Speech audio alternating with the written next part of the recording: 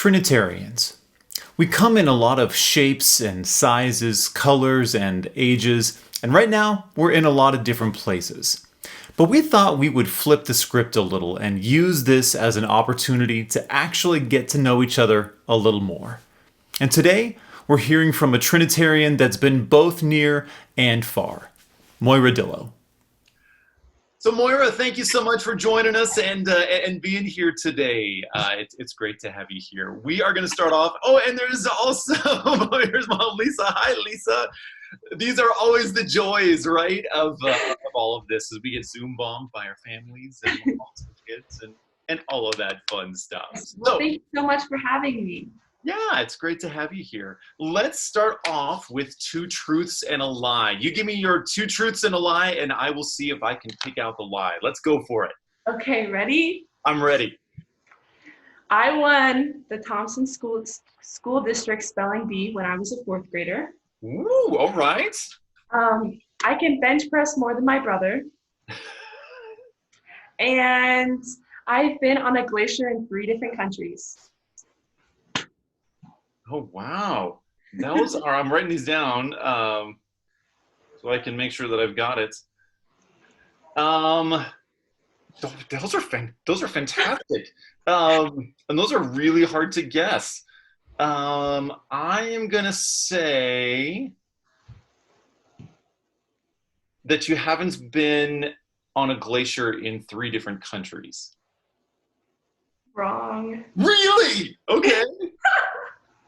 I have. I've been on a glacier here in the US, Canada, and then Iceland. Oh, wow. Yeah. When did you go to Iceland? We went to Iceland 4 summers ago. Wow. 3 summers ago. Very cool. Yeah. Very cool. So which one is the lie then? My lie is definitely I did not win the Thompson School District in 4th grade. I was actually a horrible speller in elementary school. Like every time I had a spelling test, it was like Monday through Friday we're studying these words because I was actually that bad at spelling. Oh man. So spelling bees are not my cup of tea. And my mom actually gave me that lie, so. Nice. I love it. Well played, Mom. Well done, yes. Lisa. I love that you were calling your brother out just a little bit on can bench press. How much can you bench press? Can I ask? Sure, I can bench press like 185. I'm impressed. Thanks. Well done. Well done. I love it. That's what college athletics do to you. Right? No kidding. No kidding. We'll probably get to that here in a minute, but tell us a little bit about college. Where are you going to school? What are you studying? Give us the rundown of just kind of where you're at in life. Perfect. So I go to school in St. Charles, Missouri. I'm like half an hour outside of the city of St. Louis. I go to a school called Lindenwood University. It's like, if I describe it, the size, it's like a small, big school small, big school or a big, small school. It's like right in the middle. I am, in fact, a college athlete. I play rugby for the women's rugby team. I am studying international relations. I have a double minor in sociology and Spanish, and I have a certificate in GIS, which is Geographic Information Systems. Wow, so you're not busy at all. Oh, no. But I really enjoy it. I just finished my sophomore year, and so I'm halfway done, which is really cool. Nice. And so I'll start my junior year come fall. Wow. Yeah. Well, so tell us a little bit. I mean, obviously the end of the school year was cut short with COVID and everything that kind of came with that. Tell us just a little bit about your experience with that. How did you find out stuff? What was the process like getting, out of, Missouri and back home? And tell us more. So, being a college athlete, our season, I play in the fall and the spring. So our championships are in the spring. And so it's really hard to send us home for spring break because like semis and finals are only a couple weeks after. So it's really pointless for us to put in all this work and then lose it over spring break. Right. So I was at school that it was like I had spring break and we had 2 days all spring break. And so I was at school already, everybody's on vacation. It was actually kind of lonely. There was not many people on campus. Oh, yeah. But we had 2 days all spring break because semis were 2 weeks after spring break. So we were putting in all this really hard work for semis. And so that following Saturday, so the end of spring break, they called off our championships. And then after that, they called off practice. And then after that, they put us online for 2 weeks till the end of March. And so after that, after they called practice, my mom's like, "Yep, you're coming home." So I said, "Yep, on it." So I was just gonna fly home and then like come back, but I was like, honestly, I'd rather just pack up all my things. And being an RA, I had the luxury of not having to get a storage unit, so I could just put it in our storage in our building, which was like, I'm really thankful for that because storage units are so expensive.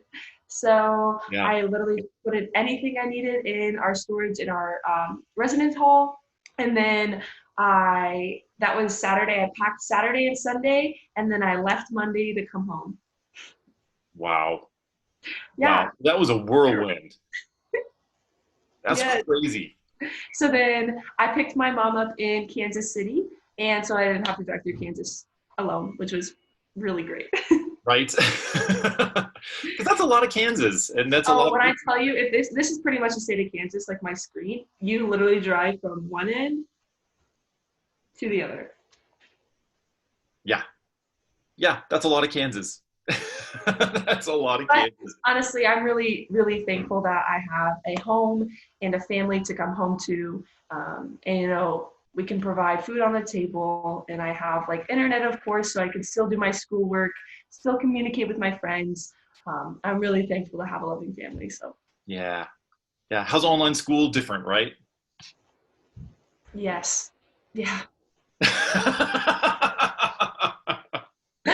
Yeah, online school is definitely something else.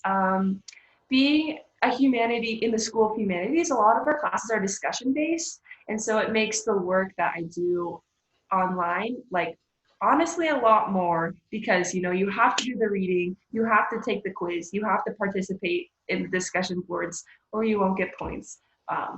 So I definitely was swamped with school, but it kept me busy, which was really great. Wow, crazy stuff.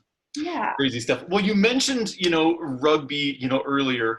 When you're playing, how many women get kind of like head faked by like your sweet smile and personality, only to get crushed by the beast that is the Moira Dillow? I don't really know. I don't have a number, but I definitely, yeah, I don't really know. Well, I definitely look a little more intimidating on the field, I guess. I just have like that mode. It's like game time. There's a time for,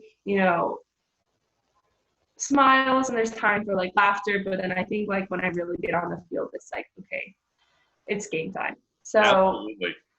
But I definitely have found, especially when I make mistakes, like smiling helps me kind of like blow that off. And so I think that also like throws our opponents off. They're like, right. You just dropped the ball and you're smiling. I'm like, well, let me tell you, I'm gonna share my screen here. At least I'm hoping this will work the way that I want it to. So here we have like sweet, smiley, happy Moira. This is so fun because I Googled this. Just to see what I would come up with. And so here we have like, oh, sweet, happy, smiley Moira. And literally the second thing that comes up when I Google you and rugby is you pummeling. This is from high school, I think. But I love, like, here's you taking her down, and here's this gal kind of saying like, I can't do anything about this right now. So fun fact, that's my friend KP I'm tackling, and that's the other girl, Heidi. So I know. Oh, no way. Yeah. That is a riot. That is an absolute riot. I love it. Well, tell us, tell us a little bit more about rugby. Why do you love it? Why is it something that you? That's me. No way. I love it. See that? I love it. Yeah. Holy cow. There's a girl falling. It's because I stiff armed her. Yeah, you did. Yeah. So. Holy cow. So awesome. Um, So tell us more about rugby. Why do you love it? How'd you get into it? Yeah. yeah, so actually, I was a gymnast for 13 years, Wow. and that took my life since I was like 2. I was in the gym, and after I actually had 2 elbow surgeries, um, my body not like it definitely took a beating, but I mean it could have been worse. A lot of my teammates had way worse. So I'm really thankful it's just my elbows. But I actually am not very short at all. And just tend to be pretty short. And so I honestly still one of like the hardest decisions I ever made. But after I think I made the decision one night. I was like, yep, I'm done with gymnastics. And so I like told my coaches, and then that gave me the luxury of trying so many other different sports. Yeah. So I went into swimming and diving for my high school. And then I ran track. And then that following, Grace Roth, shout out to the Roth for getting me into rugby. Nice. Yeah, so they're like, Moira, we'd love to have you on our team. And so I went to practice and I loved it. I thought it was really awesome. Obviously, I had no idea what rugby actually was or what the game was, but I was there and I was enjoying it. And then I played for the Fort Collins Hammers. So if any girls or boys want to play rugby, I recommend. But I played for Fort Collins, and after that, so my first year playing was my sophomore year of high school, and we actually won, or we took second in state, which was like really awesome. Wow. And then after that, I played again for the Fort Collins Hammers, and then I got selected for the All-State team. So I played for the All-State team my second year, and then I played for another select team, and so I played in Utah for, it's like this huge tournament. It's like all the best teams in the nation pretty much come play each other. And so there I got scouted from a couple different colleges. That's my cat. And I actually had no idea you could play college rugby. And so I was actually going to probably run track in college. And then this opportunity came up, and Lindenwood actually is the #1 team in the nation for rugby, which is really, really cool. So I took this opportunity, and now I am playing for Lindenwood. Wow, that's fantastic. So clearly, if the tournament had continued on, you would have won the championship, right? Fingers crossed. I love it. I love it. There's always that athlete thing, right? That you never look 2 steps ahead. You always stay where you're at. So I get that, but absolutely. Hey, we were talking about this a little bit before we actually kind of started the interview, but there's clearly a lot that's going on, in the world right now. And, one of the things that I love is that so many times it's young people who are the ones to really bring about sustainable, effective change. So as you look at the world that that we're all looking at right now, as you look at the people that you spend a lot of your time with, what gives you hope in the midst of all of that right now? I think one thing that really gives me hope is just the fact that, there are a lot of crazy things happening, from a pandemic, which is outrageous, to just, I honestly think there's a correlation between like the pandemic and like the crisis that our country especially is going through, with like really realizing what holds us together. And I think it's really hard. My dogs are having a fun time over there.